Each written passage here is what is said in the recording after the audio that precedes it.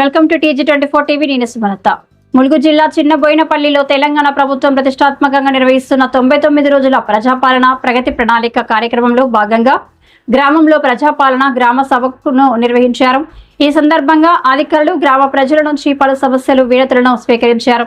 గ్రామంలోని త్రాగునీరు, రోడ్లు, పెన్షన్లు, రేషన్, భూమి సంబంధిత సమస్యల తదితర అంశాలపై ప్రజలు తమ అభ్యర్థనలను అధికారుల దృష్టికి తీసుకువచ్చారు. కార్యక్రమంలో పాల్గొన్న అధికారులు ప్రజల సమస్యలను శ్రద్ధగా విని వీలైనంత త్వరగా పరిష్కరిస్తామని హామీ ఇచ్చారు.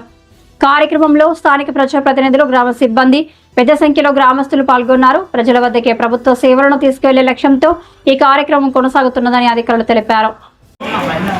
ఈ పాలన వ్యవస్థను మరియు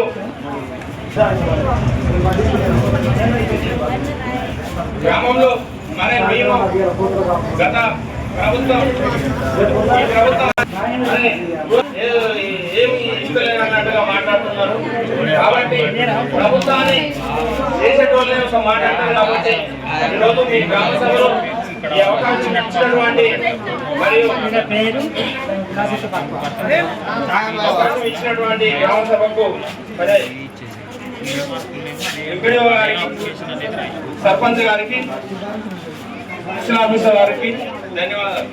ఇప్పుడు రేవంత్ రెడ్డి గారికి మరియు గ్రామంలో చిన్నబోయినపల్లి గ్రామంలో గ్రామ సభ అధ్యక్ష వహించినటువంటి సర్పంచ్ గారికి, స్పెషల్ ఆఫీసర్ గారికి, మరి అధికారులకు, మరి పాలక వర్గ సభ్యులందరికీ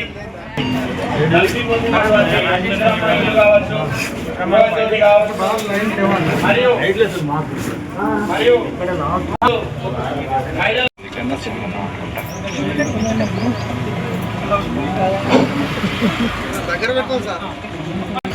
అరవై సార్లు పాతవి కొత్తవి కలిపి ఉంది.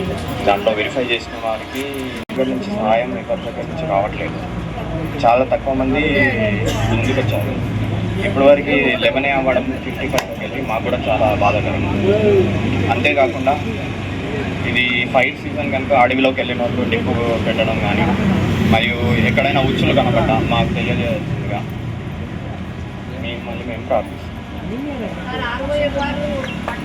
మా తరపు నుంచి రెవెన్యూ డిపార్ట్మెంట్ నుంచి ముందుగా అయితే రేషన్ కార్డ్స్ గురించి చెప్పదలుచుకున్నాను. మన చిన్నబోయినపల్లి గ్రామ పంచాయతీకి సంబంధించి కొత్తగా 96 కొత్త రేషన్ కార్డ్స్ ఇవ్వడం జరిగిందండి. గత కొన్ని సంవత్సరాలుగా మనకి కొత్త రేషన్ కార్డ్స్ అనేవి లేవు. మా కొత్త ప్రభుత్వం వచ్చిన తర్వాత కొత్త అప్లికేషన్స్ తీసుకొని 96 కొత్త రేషన్ కార్డ్స్ ఇవ్వడం జరిగింది. మన జీపీకి సంబంధించినవి మాత్రమే. అలాగే వాటితో పాటు మెంబర్ ఎడిషన్స్, అంటే ఆల్రెడీ రేషన్ కార్డు ఉండి వాళ్ళకి వాళ్ళ పిల్లలు అందులో లేని వాళ్ళు ఉంటే వాళ్ళు ఎవరైతే అప్లికేషన్ పెట్టుకున్నారో అలాంటి అప్లికేషన్స్ వచ్చినాయి. ఎన్ని అప్లికేషన్స్ వస్తే అందరికీ మెంబర్ ఎడిషన్స్ చేయడం జరిగింది. ఇది రేషన్ కార్డ్స్కి సంబంధించింది. తర్వాత కళ్యాణ్ లక్ష్మికి సంబంధించి మీకేమి ఇవ్వాలి,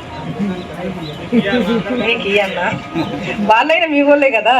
ఎవరైతే ఇంట్లో ఎవరో ఒకళ్ళు బాగుపడుతున్నారు కదా, నీకు ఖర్చు తగ్గుతుంది కదా, ఖర్చు అయితే తగ్గుతుంది కదా. ఇంట్లో పొందుతున్నాం కదా ఏదో రకంగా. మరి ఇంట్లో వాళ్ళు తీసుకొచ్చినా మీరు తీసుకొచ్చినా నువ్వే కదా ఖర్చు పెట్టవలసింది యజమానిగా అయితే. అందరికీ వచ్చిన రైతులందరికీ నమస్కారం అండి. నా పేరు కృష్ణవేణి. నాకు మండల స్పెషల్ ఆఫీసర్గా వేశారు ఇక్కడ. మనకేంటంటే ప్రభుత్వం మనకు ప్రభుత్వం మారినప్పుడు మనకు జరిగే కార్యక్రమాలను వివరించడం జరిగింది. అయితే మనకి దీంట్లో మీకైతే ఇన్ని రోజుల నుంచి సర్పంచ్ అనే వాళ్ళు లేరు.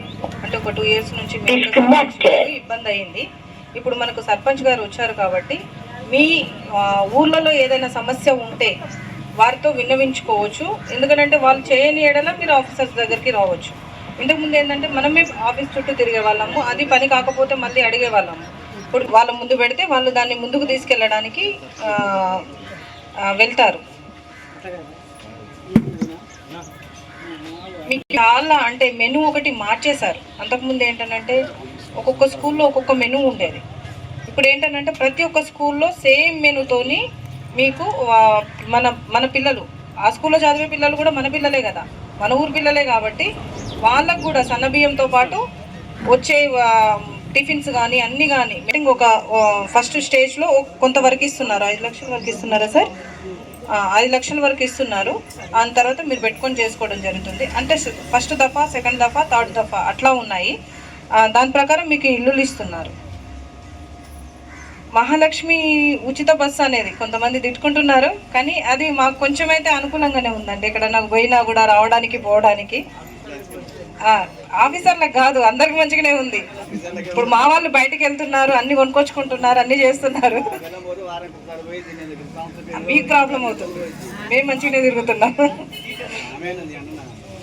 ఇప్పుడు కొత్త రేషన్ కార్డు ఇంతకు ముందు ఇవ్వకపోయేదండి. ఇప్పుడు కొత్త రేషన్ కార్డు కూడా మీకు ఇవ్వడం స్టార్ట్ చేశారు. ఏదైనా ఉంటే మీరు అప్లికేషన్ ఎంఆర్ఓ ఆఫీస్లో పెట్టుకుంటే మీకు కొత్త రేషన్ కార్డుకి సంబంధించి మార్పులు చేర్పులు ఏదన్నా కూడా మీ సేవల్లో కానీ లేకపోతే ఎంఆర్ఓ ఆఫీస్లో ఏమేమి పథకాలు వచ్చినాయో మనకు అదేవిధంగా ఆ పథకాలను డిస్కషన్ చేసుకునే విధంగా రాష్ట్ర ప్రభుత్వం ఈరోజు ప్రజాపాలన ప్రగతి ప్రణాళిక అనే కార్యక్రమాన్ని ఏర్పాటు చేయడం జరిగింది.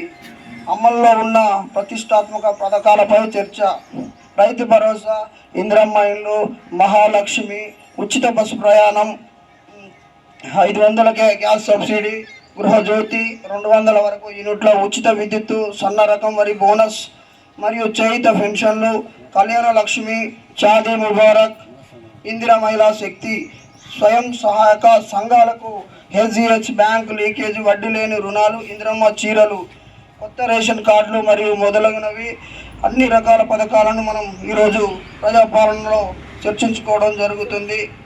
అదే రాష్ట్రం అభివృద్ధి చెందినట్టు ఇది మనం ప్రమాణంగా తీసుకుంటున్నాము. అయితే ఈరోజు గవర్నమెంట్ పెట్టిన పథకాలు ప్రజలకు చేరువై అవుతున్నాయి, అవి ఉన్నాయి. ఈ పథకాల మీద ఎంతోమంది లబ్ధి పొందారు. అందుకని ఈ పథకాలు ప్రజలకు ఏ విధంగా ఉపయోగపడుతున్నాయి, ఇంకా ఏ విధంగా పథకాలు ప్రవేశపెట్టిన పథకాలు ఏ విధంగా ప్రజలు ఉపయోగించుకుంటున్నారు, వాళ్ళ స్థితిగతులు ఏ విధంగా మారాయి అని ఒక విధమైన గవర్నమెంట్ ఆలోచనతో ఈ సభ పెట్టడం జరిగింది. 99 రోజుల ప్రణాళికలు. ఈ ప్రణాళికలో ఇప్పటివరకు మనము సాధించింది చాలా ఉంది. ఇంకా పాల వడ్డీ రుణాలు ఇంకా మీకు చాలా ఉన్నాయన్నమాట. ఒక్కటని కాదు,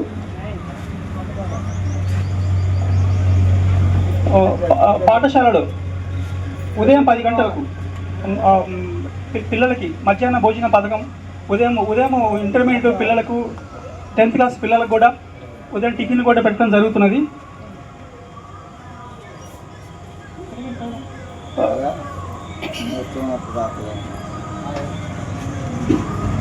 రైతు భరోసా, ఇందిరమ్మ ఇండ్లు, మహిళలకు ఉచిత బస్సు ప్రయాణం, 500కే సబ్సిడీ గ్యాస్ సిలిండరు, గృహజ్యోతి, 200 యూనిట్ల వరకు ఉచిత విద్యుత్తు, సన్న రకం బోనస్ వడ్లు, చేయుత పెన్షన్లు, కళ్యాణ లక్ష్మి, షాదీ ముబారకు, ఇందిరా మహిళా శక్తి, స్వయం సంఘాలకు బ్యాంకింగ్ లీకేజీ రుణాలు, వడ్డీ లేని రుణాలు, ఇందిరమ్మ చీరలు, కొత్త రేషన్ కార్డులు మొదలైనవి.